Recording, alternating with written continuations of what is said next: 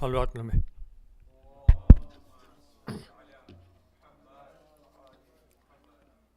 چلا میں وعدہ نبھانے سلام ماں کے مزار، سلام نانا کے روزے، سلام ماں کے مزار، چلا میں وعدہ نبھانے، چلا میں وعدہ نبھانے سلام ماں کے مزار، سلام نانا کے روزے، سلام ماں کے مزار، میں تیرا دین بچاؤں گا اے میرے نانا، میں اپنا خون بہاؤں گا اے میرے نانا، حسین جاتا ہے مرنے، حسین جاتا ہے مرنے، سلام ماں کے مزار، سلام نانا کے روزے، سلام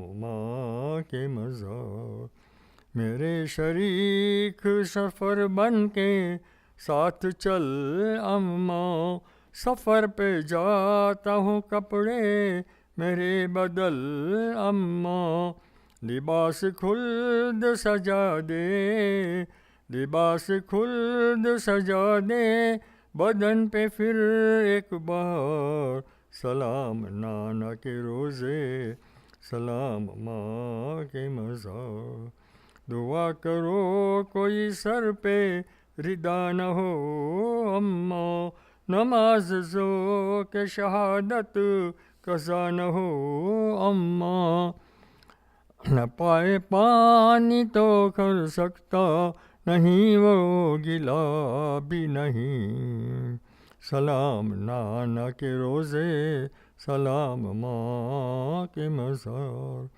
میری سکینہ کہاں اور رسن کے بند کہاں، زمیں گرم پہ چلنا اسے پسند کہاں، قدم و پھول سے نازک، قدم و پھول سے نازک وہ راستے پرکار، سلام نانا کے روزے، سلام ماں کے مزار، صلوات۔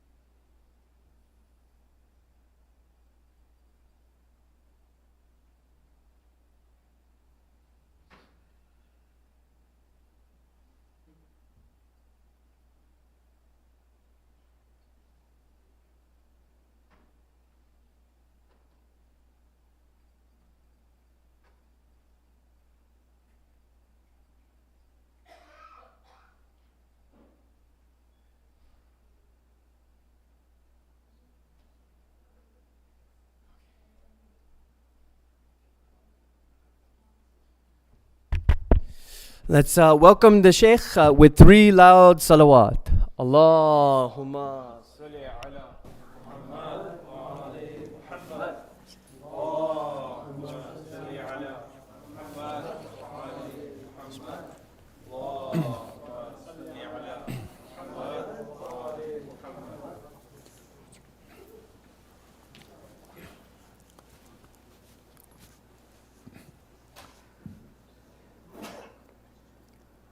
أعوذ بالله من الشيطان الرجيم بسم الله الرحمن الرحيم الحمد لله رب العالمين الحمد لله الذي له ما في السماوات وما في الأرض وله الحمد في الآخرة وهو الحكيم الخبير. والصلاة والسلام على المبعوث إلى كافة الورى شاهدا ومبشرا ونذيرا وداعيا إلى الله بإذنه وسراجا منيرا أبي القاسم محمد.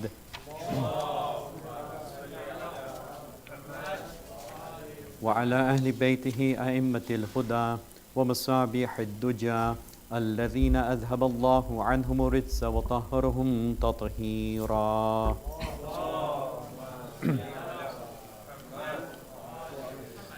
أما بعد، فقد قال الله سبحانه وتعالى في كتابه الكريم: بسم الله اللهم صل على الرحمن محمد الرحيم. وعباد وآل الرحمن محمد وعجل الذين فرجهم. يمشون على الأرض هونا وإذا خاطبهم الجاهلون اللهم صل قالوا على سلاما. محمد صلوا على وآل محمد وعجل فرجهم.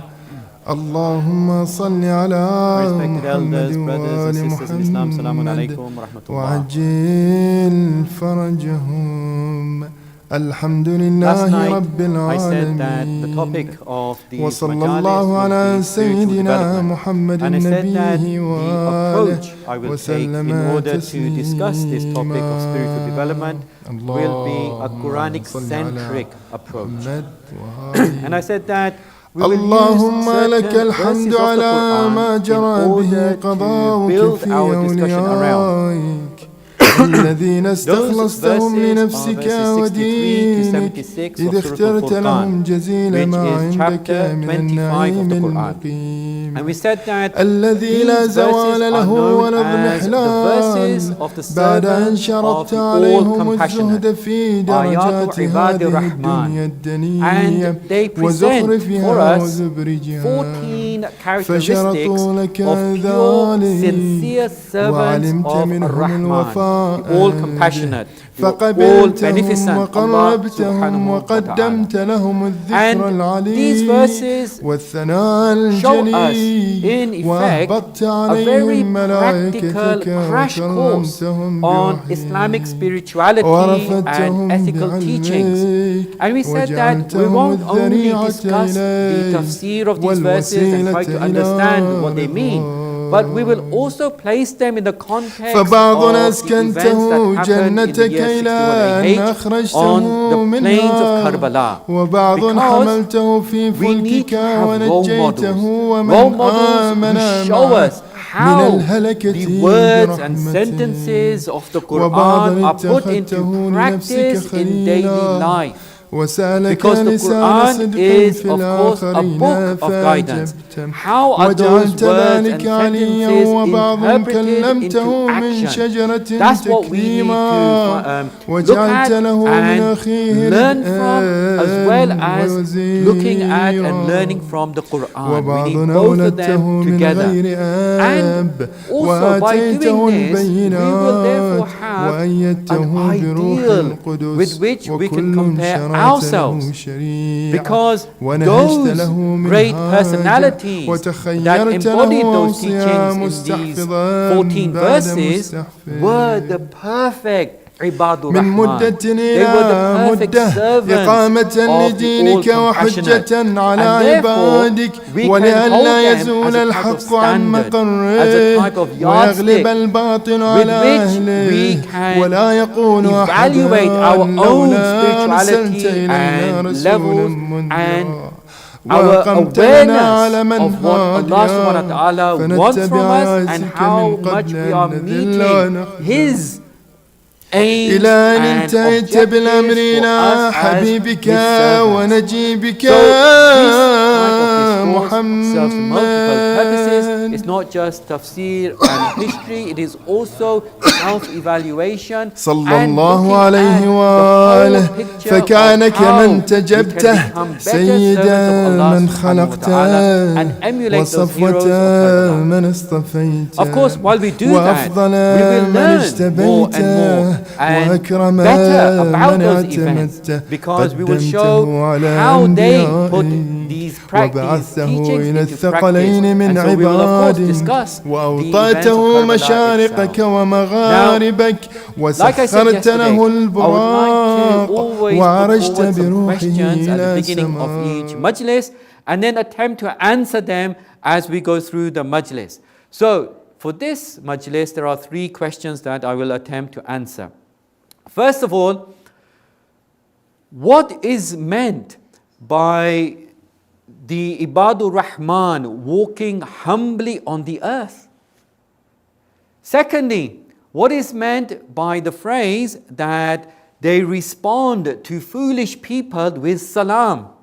And thirdly, what should we do if our response to the foolish people in that way by giving them salam is not effective? Then what do we do?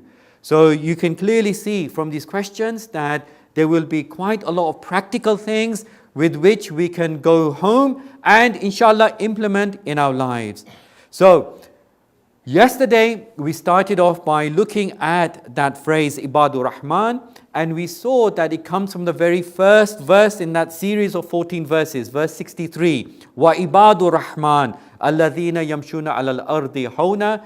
The servants of the All Compassionate are those who walk humbly on the earth, and will take that part, walking humbly on the earth, as the starting point of our discussion. And that is the question: what does it mean to walk humbly on the earth? Sallu ala Muhammad wa ali Muhammad.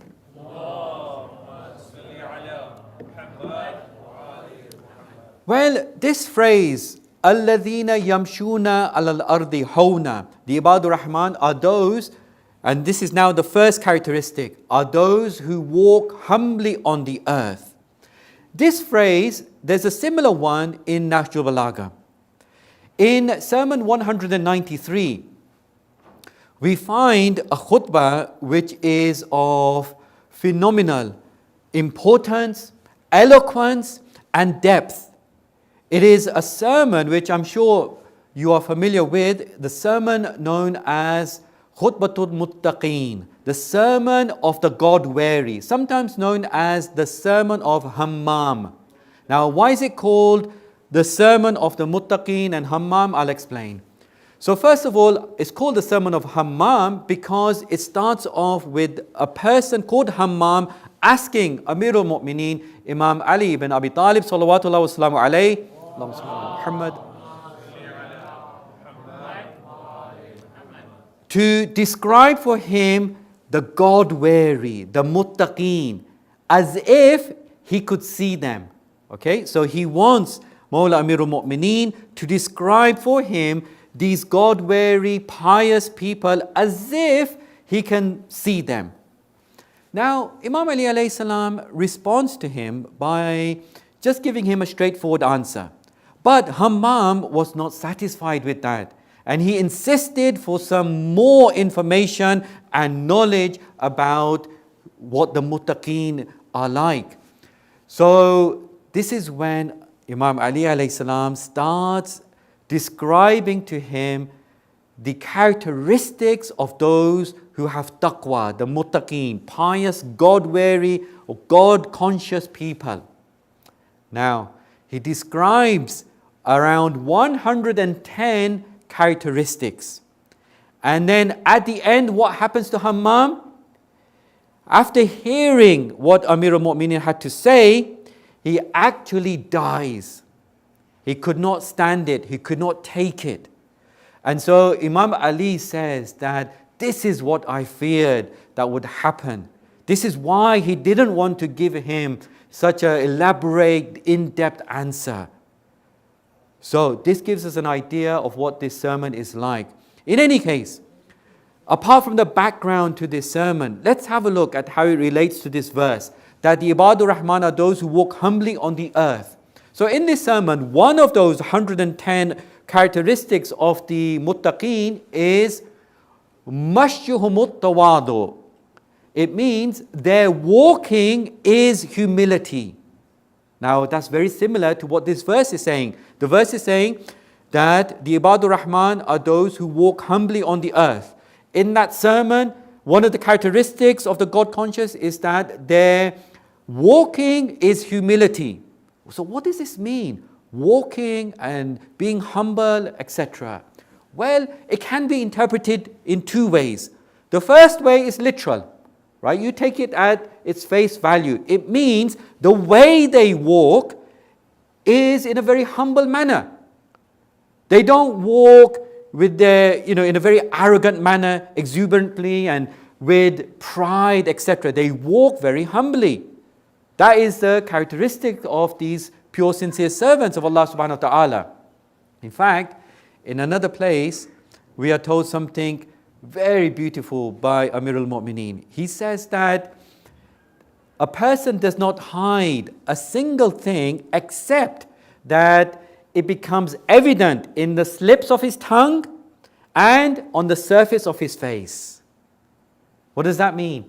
It means that, there's that saying, you can fool some of the people some of the time, but you can't fool all the people all of the time.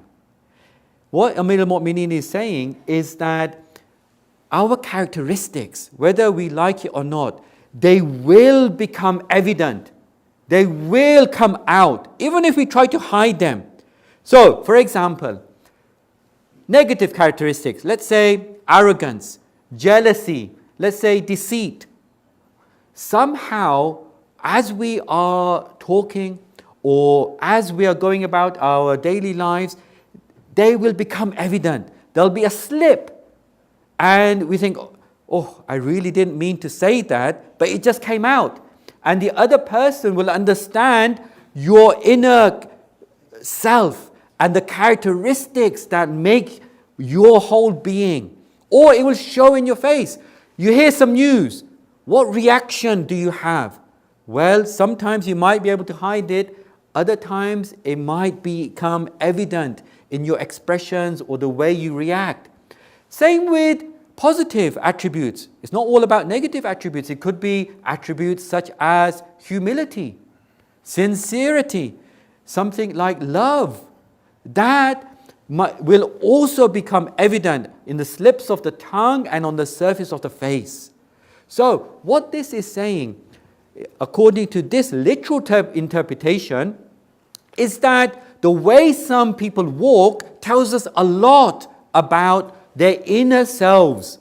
And the Ibadur Rahman, they walk in a humble way because that is an expression and manifestation of their inner humility. That's the literal interpretation of it. Let me give you an example. Let's say perhaps somebody sees that on their hand they have a particular type of rash. Now, that has become evident. But that rash may well be pointing to something more serious internally. It's that type of thing, that our actions, the way we are, the way we walk, etc., are a reflection of what's happening internally.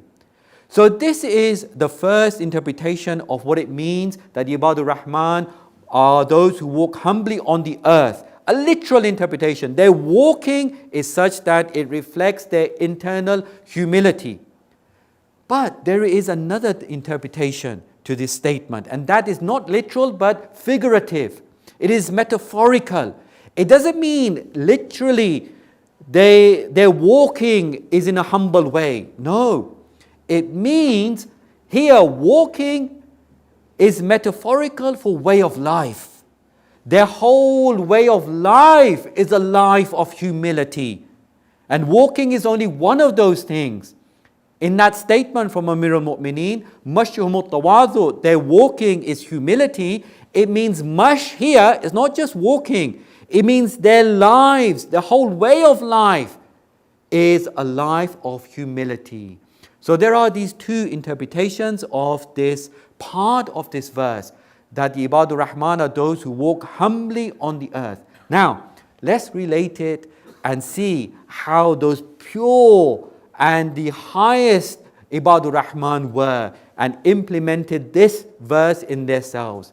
First of all, I'll start off giving an example of a great scholar, how he was, and then we'll take it to another level. So this great scholar, Allama Tabatabai, you all know him, this great philosopher, mystic, jurist, and mufassir, and a very spiritually enhanced personality. One of his students is was someone by the name of Allama Husseini Tehrani. He himself a very great scholar and spiritual personality. So Allama was his teacher. Now so there's two Allamas, Allama Tabatabai and Allama Husseini Tehrani. Allama Husseini Tehrani, the student, reports about his teacher Allama Tabatabai. He says that we always wanted to try and kiss Allama Tabatabai's hand. Him being our great teacher, we wanted to derive blessings and show our respect to Allama Tabatabai. But every time we tried to do that, he would quickly put his hand inside his gaba or his abba, and he would just make sure that nobody kisses his hand. So now this Allama Husseini Tehrani says to him one day that we're always trying to kiss your hand, but you don't let us. And we want to derive blessings by kissing your hand. And haven't you heard the tradition from Imam Ali alayhi salam, where he says that whoever teaches me one word, I become his servant. And you have taught us so many words, so we are definitely your servants. And we want to display the etiquette of, servants to their master. What does Allama Tabatabai reply to him? He says to him, yes, that hadith is well known and its text is agreed upon. Look at this answer. It's a sort of like a very Hawzavi type answer about the hadith. It's genuine, it's authentic. What is he trying to do with this response? In a very graceful manner, he's trying to deflect all types of praise away from him, isn't he? He's trying to put forward a response that is not egotistical at all. There is no ego with these people. So he gives them this response. And then when Allama Husseini Tehrani says to him that we want to, show the etiquette of servants to their master, he says that we are all the servants of God the Almighty. Again, in a very graceful, in a very charming way, he addresses this praise to him in such a beautiful way because of his humility. Now, this is an example of someone whose entire life is a life of humility. But now, let's have a look at the supreme level of Ibadur Rahman. Like I said, we are going to always relate these characteristics to those amazing personalities who sacrificed everything on the plains of Karbala. Sayyidu Shuhada, Aba Abdullah Hussein, salawatullah wa salamu alayhi. Allahumma salli ala Muhammad wa jafar jahannam.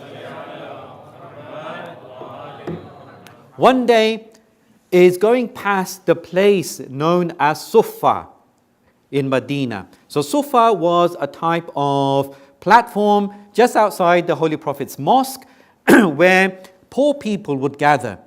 Now he's riding past that place and there are some poor people there and they invite Sayyidu Shuhada to join them in their meal. Now you can imagine, very poor people, what type of food will they have had? Okay, what does Sayyidu Shuhada do? He has a certain status and position in Medina. He is the grandson of Rasulullah and he is of the Ahlul Bayt alayhimus salam, and therefore he could have easily just rode past. He could have made any excuse and just rode past. These are poor people and what am I going to do? Joining them in their meal. What sort of meal will they have anyway? Any person could have said that type of thing, but not Sayyidu Shuhada. Not the true Ibadur Rahman who display humility in their entire lives. What does he do? He gets off his horse. As he does so, he says, Inna Allah la yuhibbul mutakabbirin. Allah does not love those who are arrogant. The opposite of those who are humble. He joins them for their meal and he eats with them. Not just that though. He says to them, I accepted your invitation. Now you accept my invitation. They go with him to his house. When they go to his house, he asks his holy wife, Lady Rabab, to bring out whatever they have in the storeroom. All the food that they have, whatever they have, come, bring it out. And they serve their food to the poor people. Now, what do we learn from this? Ibadur Rahman was so humble in their lives. First of all, we should never think that we are higher than anyone else. No matter who they are, we should always look at ourselves as being extremely low, humble servants of God. Secondly, we should treat everyone with the utmost respect. Whoever they are, rich or poor. How many of us would have dealt with the poor people in that way? Young, old, whatever color, whatever background, we have to show respect to everyone. And thirdly, that we reciprocate anything that is given to us in a better way. He joined them for their meal. They gave him their humble food. What did he do? Every food that he had, he gave to them. These are the practical things we gain from the Ibadur Rahman on the plains of Karbala. And therefore they are the embodiment of this verse. وَإِبَادُ الرَّحْمَنِ الَّذِي يَمْشُونَ عَلَى الْأَرْضِ هَوْنًا. Sallu ala Muhammad wa ala Muhammad.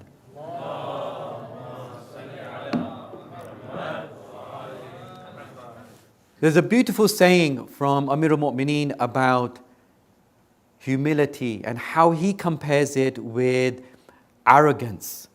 And this is just something that I thought I'll mention because it not only has a very deep meaning, but it is also extremely beautiful linguistically. We always hear about Nahju Balagha, the peak of eloquence as is known in English, and yet sometimes we don't get good examples of how eloquent and beautiful the language is. Look at this.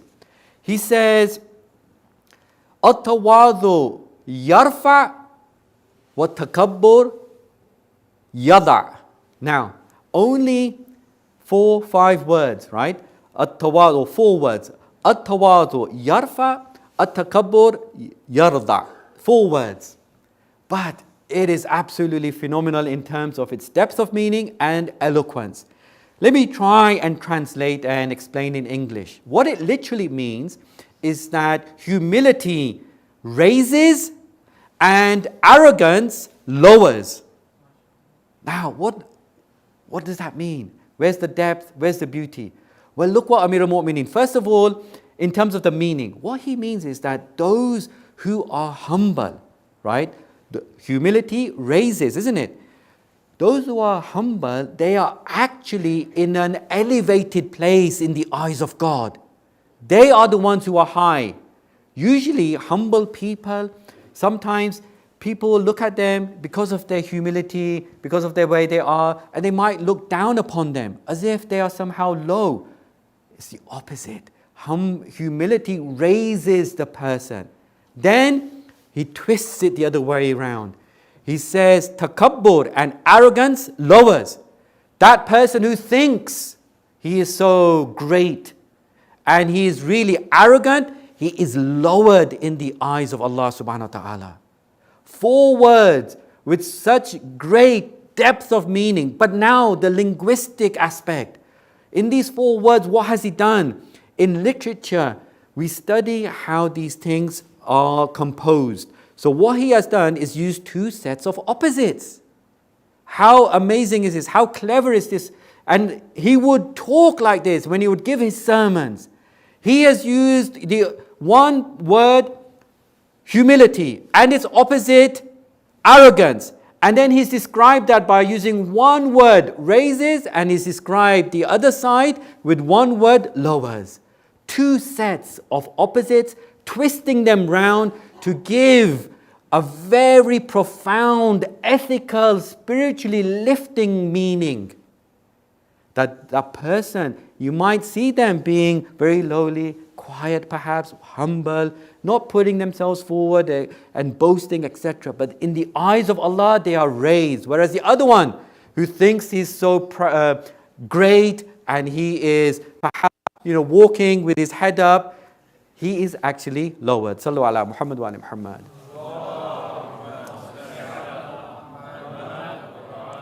So now let's look at the second characteristic and the second question or the question that addresses this second characteristic, and that is, what is meant by responding to foolish people with salam, right? Because the verse number 63 goes on to say that وَإِذَا خَاطَبَهُمُ الْجَاهِلُونَ قَالُوا سَلَامًا. When the foolish people address the Ibadur Rahman say to them, salam. What is that all about? How does salam become an effective response? And why is that such an important characteristic of the pure servants of the Ar-Rahman? Well, first of all, when we look at this, we see that the word salam in itself is extremely important to bear in mind. Salam is actually one of the names of Allah subhanahu wa ta'ala. Al-Malikul Quddusus Salam, isn't it? It's one of his names. This means that actually the origin of all salam is God himself. What does it mean? It means that when we say Salamun Alaikum, we are actually wishing something for that person we are addressing. We are wishing for them peace and well-being.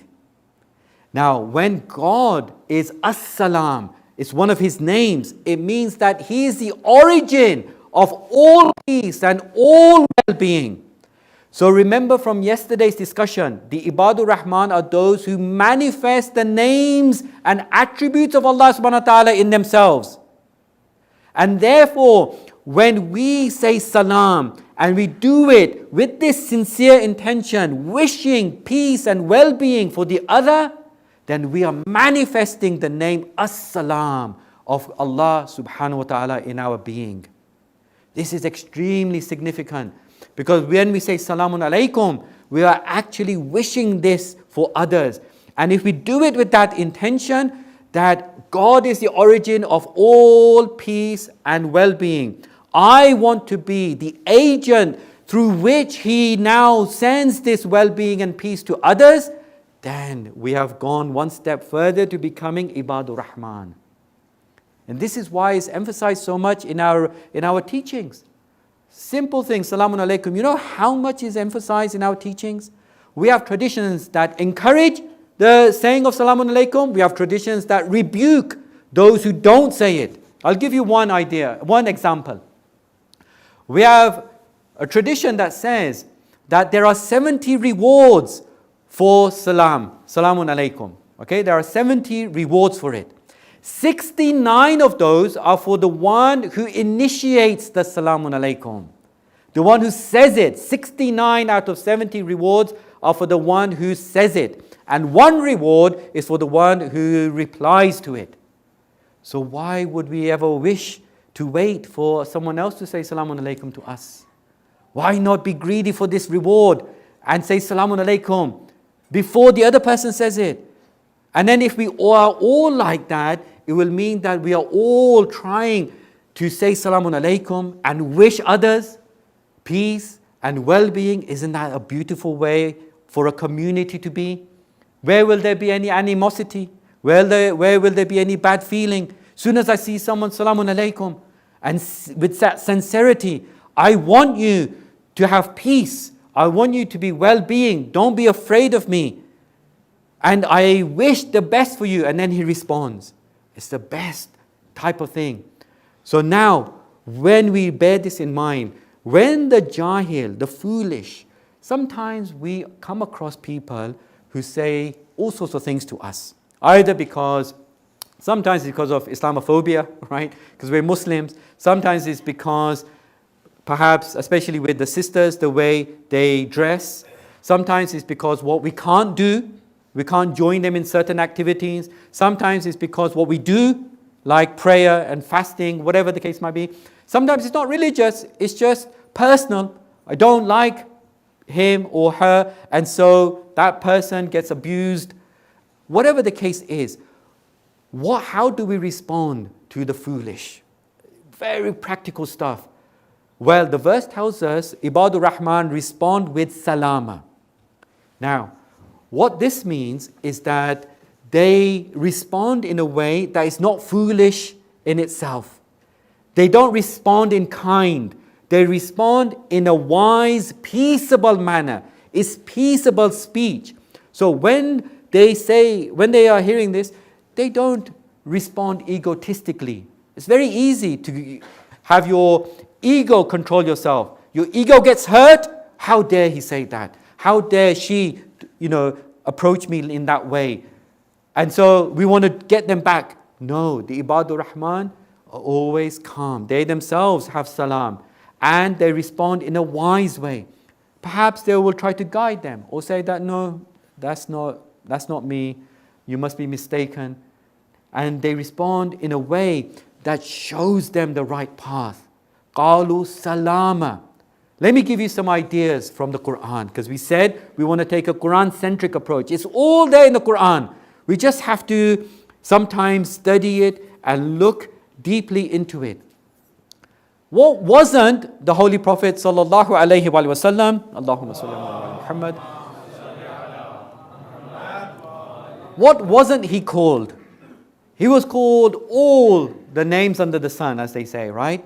He was called insane. They mocked him. They called him a poet. They called him a magician. Look what they did to him. What does the Quran tell us? Allah subhanahu wa ta'ala tells the Prophet in Surah Al-Muzammil, verse number 10. Wasbur ala ma yaqulun. Have patience about what they say. Be patient. Wahjurhum hajran jamila. And stay away from them, but in a graceful manner. This is how we can respond. So, instead of engaging with them, with the other person, in a confrontational way, in a very rude or sometimes even a very type of harsh manner, what we should do is respond in that peaceable, reasonable, logical way. But if that's not working, then what the Quran tells us is keep away from them. Just ignore them. It's called Hajar Jamil. Hajar Jamil is when you avoid someone, but in a graceful way. This is the key point. Not in a confrontational, egotistical way. You just somehow stay away from them. Why? Because then you're leaving the door open for reconciliation in the future. Sometimes someone says something to us, we respond in a like manner, and really for sometimes years, sometimes forever, that's it. Relationships have been spoiled because of those harsh words. But if you just respond with salama and hajar jamil, and you ignore them, you stay away from them, even for a period of time, the door of reconciliation is always open. Tomorrow, you might get back together, and those harsh words will never have been said. So this is the way. Look at what the Quran says, or Allah subhanahu wa ta'ala says to Nabi Musa and Nabi Harun. He addresses both of them. When he was telling them to go and speak to Fir'aun, how does Allah subhanahu wa ta'ala tell them? Who was Fir'aun? The worst possible enemy they could have, isn't it? Still, God says to Nabi Musa and Nabi Harun, فَقُولَ لَهُ قَوْلًا لَيَّنًا. Speak to him with gentle words. To who? To Fir'aun, even your worst enemies. This is in Surah Taha, verse number 44. Speak to him with gentle words. Then the verse goes on to say the philosophy that we just spoke about. Why? Why would you do that? لَعَلَّهُ يَتَذَكَّرُ أَوْ يَغْشَى. Perhaps he will take heed or he will have fear. Always leaving the door open. Don't go in there charging and being rude and responding to him in like manner the way he has responded to you. Because you know Fir'aun, He threw everything he could at Nabi Musa in particular. All harsh words and accusations, and he tried to do everything. Nabi Musa, if you look at Surah Al-Isra, verses 101 and 2, you see what happens there. So, for example, Fir'aun says to Nabi Musa that, you know what, I think you are mashura. Mashura means someone who has had sihr done to them, meaning magic. You have been bewitched. Oh, how offensive is that to an Ulul Azam prophet? Does he respond egotistically, in an irrational manner, confrontationally, that, oh, no, it's you. You are like that. It's not, no. As much as he possibly could, he would try to respond in a very peaceable manner. But now, let's look at the third and final question, and we'll see how Nabi Musa finally responded to him. So this third and final question is, what if that peaceable and Hajar Jameel approach, the graceful approach, is not effective? The person keeps on abusing us and taunting us. Do we always have this softy approach? Do we always respond in that same manner forever and ever and ever? No, there comes a limit. There comes a time when we have to respond in a more intense manner. Now, again, let's have a look at the Quran. So Nabi Musa, like I was saying, he was being bombarded with all sorts of abuse, including being called, like I just mentioned, bewitched. In Surah Isra, verse number 102, now that line has been crossed. He's given all his proofs, the 9 signs of Moses. All of that has been shown. Still, Fir'aun is just trying to now ruin the religion or the message of Nabi Musa. It's too much. Now, it's not time for that type of approach. You have to go to another approach. And now, it's time for him to be punished. Of course, he's eventually drowned and he perishes. But Nabi Musa says to him, when Fir'aun says, I think that you have been bewitched, he says, I think that you, Fir'aun, are doomed. Now it's done. You can't always keep that same response. You have to take it to the next level. Before that time, he would never say that. It was always just, I'm not like this. No, it's not this. It's not that. Now it's like, you are doomed. So, in conclusion, the Quran gives us this amazing structure for how we need to live our lives in all aspects. We were just looking at the aspect of addressing the people who are foolish.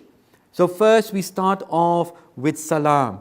We try to give them a reasoned, peaceable, rational response. If that doesn't work, we abstain, but in a graceful manner, Hajar Jameel. If that doesn't work, then there comes a point where we have to respond in a more intense way. Again, finally, before we go into some masaib, let's relate it to the Ibadur Rahman. Let's see how they did it. So you will recall, Umar ibn Sa'ad had cut off the water, isn't it, from the Ahlul Bayt alayhimus salam in Karbala, right? He cut off the water. You know, Muawiyah ibn Abi Sufyan had done the same thing years earlier. You'll probably recall in the Battle of Siffin what happened. In the Battle of Siffin, Muawiyah did something which was totally jahil. This is the jahil action and the response from Ibadur Rahman, right? You see this in a moment. So he blocks off water from Amir al-Mu'mineen and his army. It's totally inhumane to block off water and not give people access to water. He does that. Then Amir al-Mu'mineen manages to gain access to that water, the river Euphrates. So Amir al-Mu'mineen's army is now in control. So what do we have here? First of all, we see in Muawiyah Ibadu Shaitan. Sometimes we speak about Ibadur Rahman. The opposite is Ibadu Shaitan, the servants of Satan. Blocks of water. Look at the response by Ibadur Rahman, Imam Ali alayhi salam. People told him that Muawiyah did this to you. why don't you block off the water now that you have control? They did this, we suffered, you have control now, block off the water. وَإِذَا خَاطَبَهُمُ الْجَاهِلُونَ قَالُوا سَلَامًا. Ibadur Rahman are not like that. When they are addressed by the foolish, it's not always by tongue, this was by action. The address by the foolish was Muawiyah cutting off water. They respond with salam, reason, rationality, peace, wisdom. Amir al-Mu'mineen refused. This goes against humanity. To not allow access to water, Ibadur Rahman are not like that. And therefore, in summary, the three questions that we are trying to answer today. First of all, what does it mean that the Ibadur Rahman are those who walk humbly on the earth? We said that it can have two meanings, a literal meaning and a figurative. We should implement both in our lives. Actually, literally walk humbly, not arrogantly, but also make sure our way of life is a life of humility. Second question was, what is meant by responding to foolish people with salam? It means responding to them not with foolishness, but with peace, with wisdom, with rationality. And then one example of that is abstaining from them, Hajr Jameel, in a graceful manner, always leaving the door open. The third question was, what if that is not effective? Then what should we do? The answer was, well, we can't always just take that same response and accept what is coming our way. There comes a point where we have to respond with more severity, and that is when we actually fight back and we make sure that we are not in any type of position where ourselves, our property, our religion is becoming undermined. So let's recite a dua to Allah subhanahu wa ta'ala. Oh Allah, enable us. Oh Allah, first and foremost, protect our Imam and hasten his appearance. Oh Allah, enable us to become your true servants. Oh Allah, enable us to embody humility in our lives and to respond to foolish people with salam.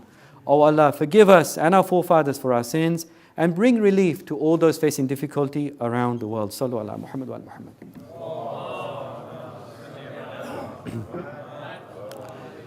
Sallallahu alayka ya Aba Abdullah.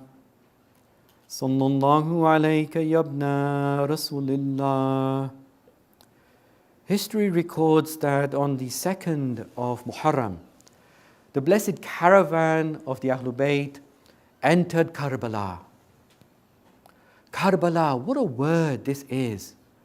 Whenever the lovers of the Ahlul Bayt hear this word, a type of sadness comes to their hearts. Whenever the lovers of the Ahlul Bayt enter Karbala, it's as if a cloud of grief overcomes them. And this was the feeling that took the heart of Amir al-Mu'mineen when he entered Karbala. So when he enters, he is told that this is the land known as Karbala. He says, Na'am dhatu karbin wa bala. Yes, this is the land of affliction and tribulation. This is the literal meaning of Karbala. And then he says that this is the place where their blood shall be spilled. This is the place where the camels will hold. And this is the place where they will be killed. Mu'mineen, on the 2nd of Muharram, when the caravan of Abu Abdullah entered Karbala, it is reported that Hur ibn Yazid al-Riyahi stood in front of the horse of Abu Abdullah and stopped it from going further. Abu Abdullah asks that, what is this place called? And Zuhair ibn al-Qayn responds by saying that, oh my master, don't ask anything until Allah gives us relief. This place is called At-Taf. Abu Abdullah asks him, what does this place have any other name? Zuhair ibn al-Kain says, yes, it is also known as Karbala. At that point, Imam Hussein starts crying. And he says, Allahumma inni a'udhu bika min al-karbi wal-bala. Oh Allah, I seek refuge in you from the affliction and tribulation. And then he echoes the words of his father. He says, this is the place of affliction and tribulation. Dismount. This is the place where we shall alight. This is the place where our blood will be spilled. And this is the place of our graves. But mu'mineen, this is what I want to focus on tonight. The same place that he pointed to. The place of the Qatlgah. The place of the Maqtal. The place where he was martyred. The place of their graves. The same place that Hazrat Zainab looked upon when Shimar moved across to Abu Abdullah on the day of Ashura. The same place that the Holy Lady Zainab looked upon when Shimar sat on the chest of Imam Hussein. And the same place that on the 11th of Muharram she came to and she saw the state that Abu Abdullah's body was in. On the 11th of Muharram, let's recall that place, that Qatlgah. The women and the children wanted to see it one final time. Umar ibn Sa'ad had already given burial to all the people from his army. But I ask you, mu'mineen, what about the shuhada? The shuhada, they were lying without any kafan, without being washed, unburied, exposed to the sun, exposed to the wind. The women and the children of Imam Hussein, they said to Umar ibn Sa'ad on the afternoon of the 11th of Muharram, that by Allah, take us to the place where Imam Hussein was killed. We want to see it one last time. And so they are taken there. You know what they do? Soon as they see it, they start beating their cheeks in anguish. They cannot believe what they are seeing. And then the Holy Lady Zainab cries out. The narrator says that she says something that made all foes and friends alike weep. There was no one who mourned a person like Zainab, the daughter of Ali, mourned that time. She addresses her grandfather. She says, Ya Muhammad, O Prophet, my grandfather, may the angels of the heavens send their salutations to you. But then she doesn't just mourn. She gives a description of what she sees. هذا الحسين بالعراء مرمل بالدماء مقطع الأعضاء. It means this is Hussein lying there bodied. He is drenched in blood. His limbs have been severed. And then she explains what is happening to her and the children. She says, وَبَنَاتُكَ سَبَايَا. Oh, my grandfather, and your children have been taken captive. But now there's only one final wish for Lady Zainab, and that is that her sacrifice be accepted. So she puts her arms under the sacred body of her brother. She lifts Imam Hussein and she says, Ilahi, taqabbal minna hadha al-qurban. Oh Lord, accept from us this sacrifice. Allah la'natullah lakum min zalimin. وسيعلم الذين ظلموا أي منقلب ينقلبون. ماتم حسين يا حسين.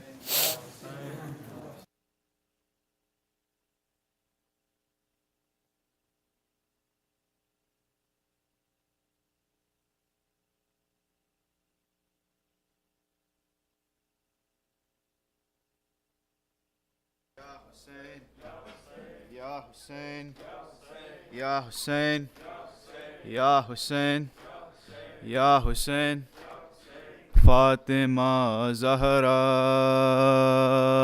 Fatima Zahra, Fatima Zahra, Fatima Zahra, Ya Zahra, Ya Zahra, Ya Zahra, Ya Zahra, Ya Zahra, Ya Zahra, Ya Zahra.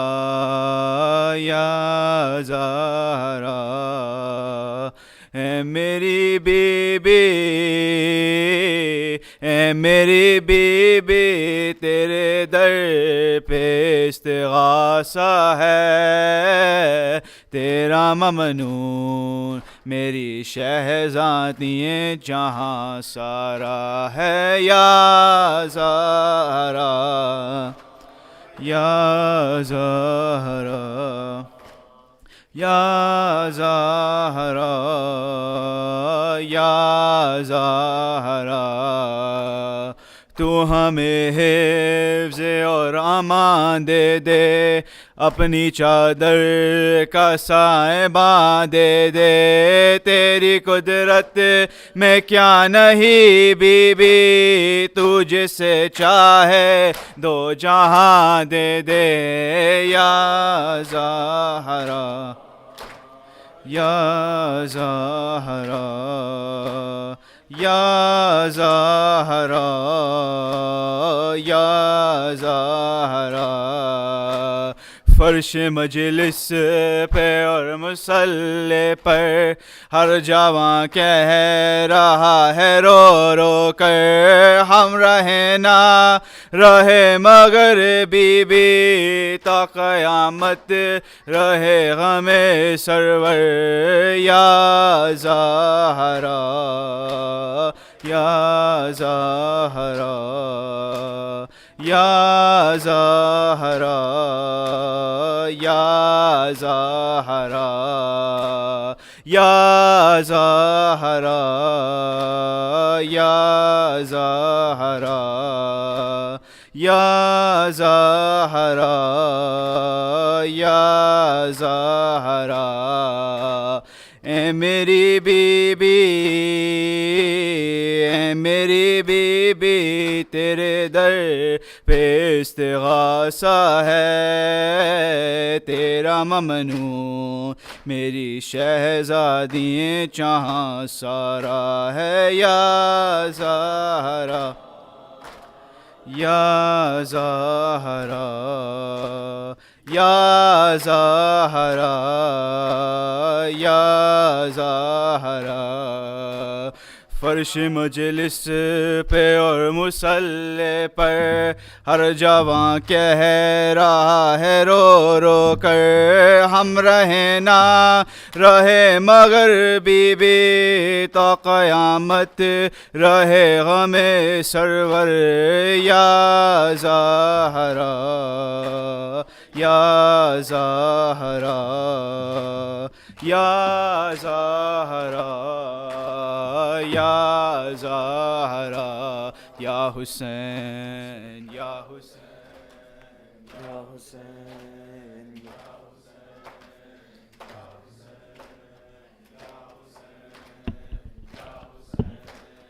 یا حسین یا حسین یا حسین جب ردا سر سے چھینی میں صدا دیتی رہی تو نہ آیا غازی جب ردا سر سے چھینی میں صدا دیتی رہی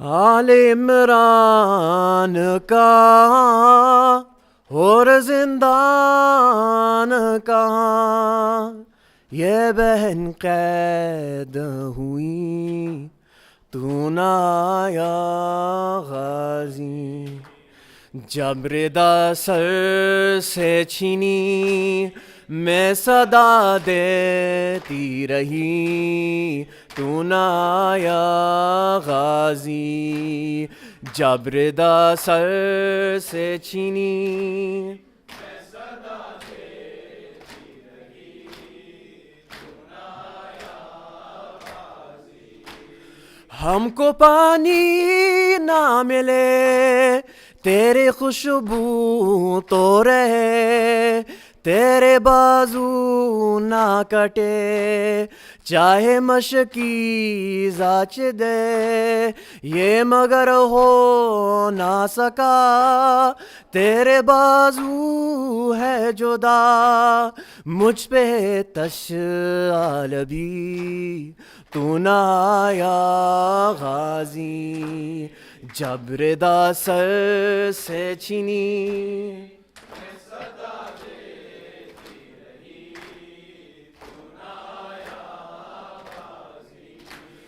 دھوپ میں تو تا شجر، تجھ سے آباد تا گھر، ہے برہنا میرا سر، کیا نہیں تجھ کو خبر. اے علمدار وفا اس بہن کو باخدا، تجھ سے ڈھارستی بڑی، تو نہ آیا غازی جب ردا سر سے چھینی.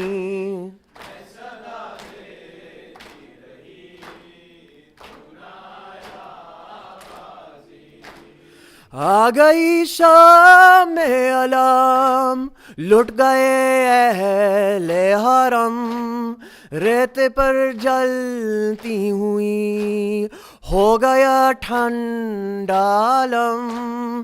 پرسہ دینے کے لیے مجھ سے ملنے کے لیے آ گئے بابا علی، تو نہ آیا غازی جب ردا سر سے چھینی.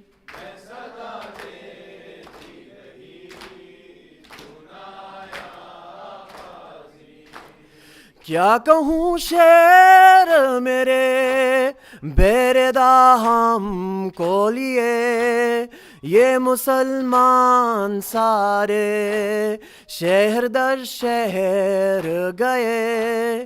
خلقت کوفہ کبھی، خلقت شام کبھی، بارہا ہم پہ ہنسی، تو نہ آیا غازی جب ردا سر سے چھینی.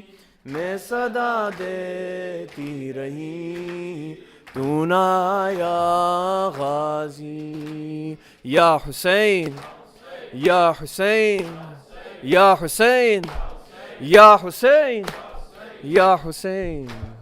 پر محمد وال محمد صلوات.